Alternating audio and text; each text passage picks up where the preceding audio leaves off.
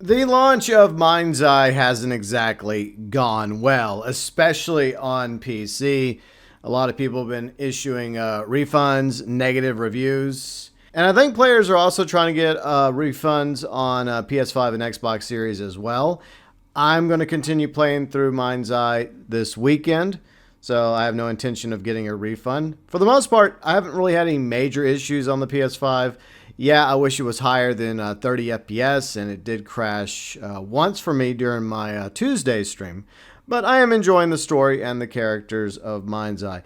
But there is an update from the studio that we're going to go over. Link below in the description section. Dear community, as always, thank you for continued support and feedback. To follow up on our update yesterday, we are sharing insights, actions from the past 24 hours at the studio. We are heartbroken that not every player was able to experience the game as we intended. Our priority is optimization, performance, and stability so that every player across every device can enjoy equally high quality experience. Then why is it not at 60 FPS on current gen consoles as well as PC?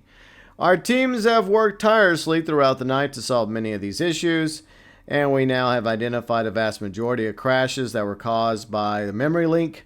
They impacted roughly 1 in 10 of our players. 1 in 10, I'm sure that number is probably higher than 1 in 10. We have developed a hotfix that addresses this issue alongside other issues that our players have highlighted, which we are working hard to deploy as soon as tomorrow on PC and on console when it passes certification with PlayStation and Xbox. We are fully committed to ensuring that all our players have a great experience. We will continue to provide frequent and transparent updates.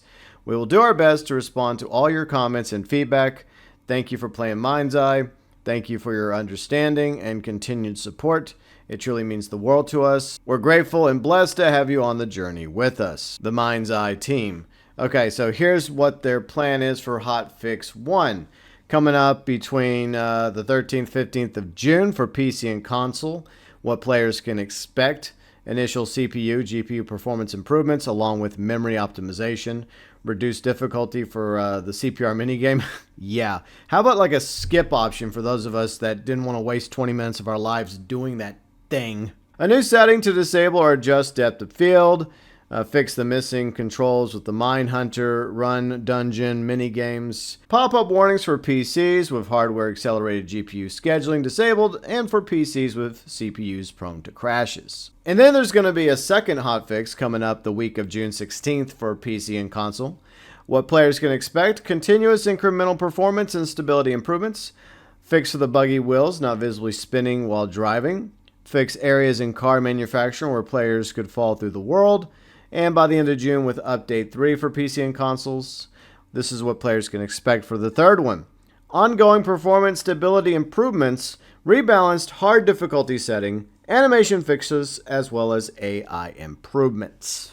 Once again, the article from MindsEye via X, link below in the description section. I said this in my first impressions video and the first live stream. The PC version should have been held back for several months until it was ready. It needed more time in the oven.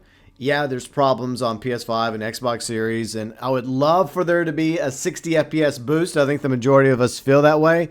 But the major problems for MindsEye are on PC, which is where a lot of negative reviews are coming from. Yeah, it's not perfect on PS5 or Xbox Series, but it's overshadowed by the disaster of the PC port of MindsEye. Yet another game to be tossed into the bad PC ports graveyard. But at the same time, it is good to see some feedback from the MindsEye devs and the fact that they are quote-unquote heartbroken about the issues we're experiencing. But as a lot of other players have brought up, you should have known about this already, especially with negative previews coming back to you weeks prior to the launch of the game.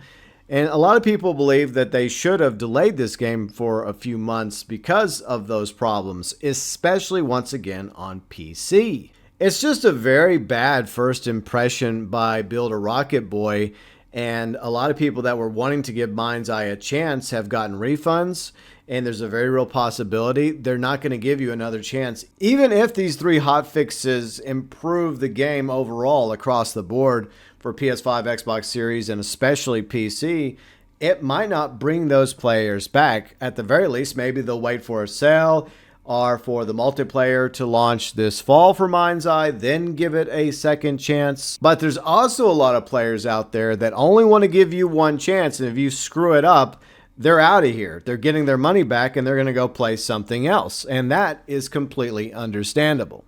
MindsEye is another prime example why you do not rush a video game out. Here's hoping that all 3 hotfixes coming up this month and later on throughout the month of June 2025 will fix most of the major issues of MindsEye, but unfortunately that might be too little, too late for a lot of players that have already left Red Rock behind. Your thoughts, views, and opinions, welcome, as always, below in the comments section.